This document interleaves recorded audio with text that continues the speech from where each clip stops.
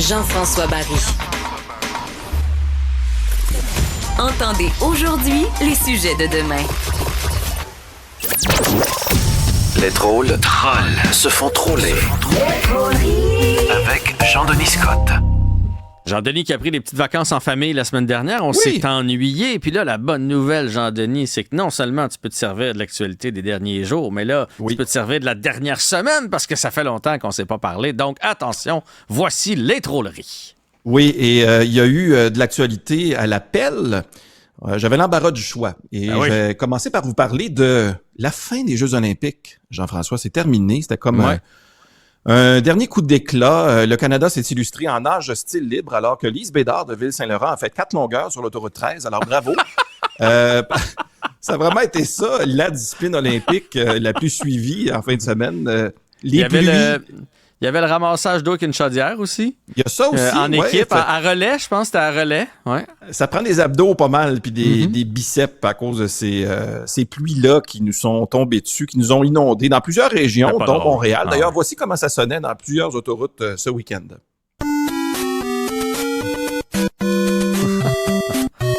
C'était l'ambiance sonore. Et d'ailleurs, voici l'ambiance sonore quelques heures plus tard, alors que tout le monde essayait de rejoindre sa compagnie d'assurance.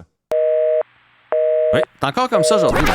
C'est encore ça. On nous dit d'aller sur le web et d'essayer de clavarder, ce qui va probablement pas vraiment plus vite, mais on est moins fâchés dans ce temps-là. Oui, exactement. D'ailleurs, on parlait de l'autoroute 13. Écoute, inondation en 2024, automobilistes prisonniers de leur auto toute la nuit à cause d'une tempête en 2017. Finalement, on aurait dû juste faire comme dans les hôtels, sauter 13 puis appeler ça l'autoroute 14. C'est réglé. Je sais pas s'il y a une manufacture... Oui, il y a peut-être une manufacture d'échelles puis de miroirs cassés puis des chats noirs qui passent sur cette autoroute-là, je ne sais pas. Tout ça nous a évidemment été amené par les restants de l'ouragan Debby. D'ailleurs, je ne sais pas si tu as vu les cartes, la dépression qui nous est passée dessus avait vraiment une belle forme phallique. Hein? J'ai vu. C'était beau à voir quand même. D'ailleurs, c'est peut-être pour ça qu'il n'y a pas une graine de soleil qu'on a eu vendredi. Vraiment, là, pas un grain de soleil.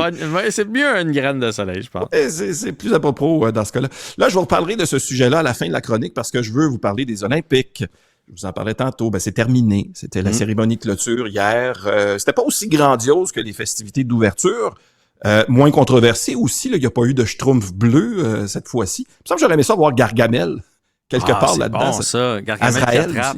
Ouais, il me semble que ça aurait été pas pire. Mais en général, les observateurs s'entendent pour dire que les Jeux se sont pas mal bien déroulés en général, alors qu'on annonçait un paquet de problèmes. Rappelle-toi les inquiétudes par rapport à la qualité de l'eau pour les compétitions extérieures. À écouter les experts, il aurait fallu faire bouillir la Seine 5 minutes avant de plonger dedans. Là. C'était un peu... On avait peur de voir des athlètes qui arrivent en forme qui repartent en coliforme. Finalement, c'est pas ça qui s'est passé. Là. Puis d'ailleurs, pour nous aussi, ça a été l'autre highlight. La récolte a été bonne pour nous, pour le Canada. Un record.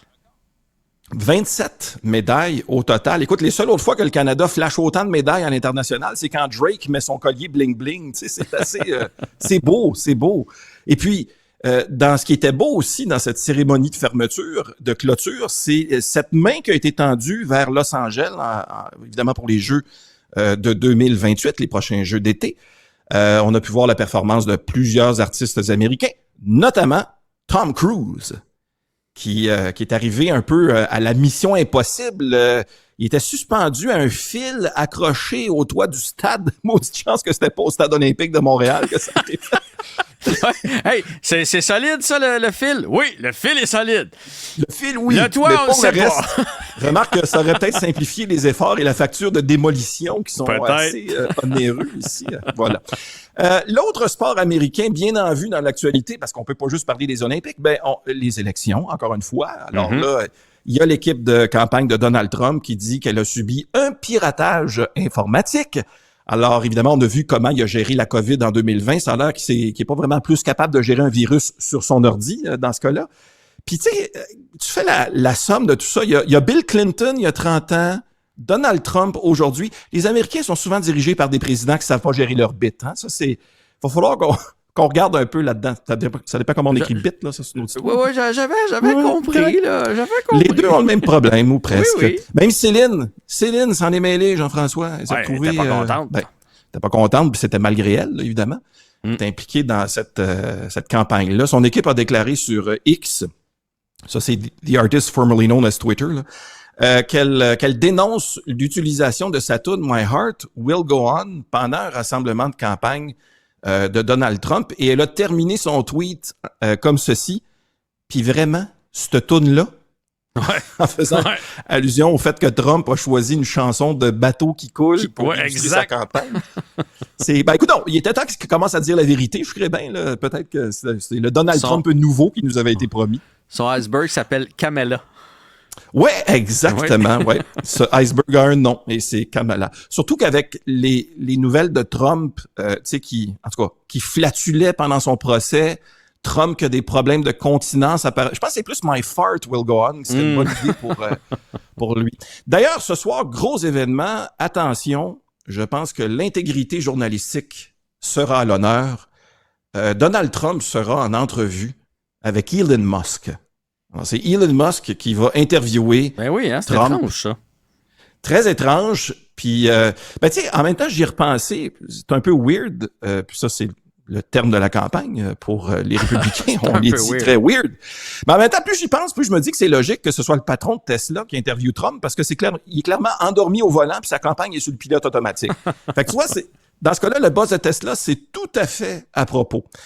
Du côté démocrate, Joe Biden a admis pour la première fois que c'est entre autres la pression de son propre camp démocrate qui l'a fait renoncer à ce deuxième mandat.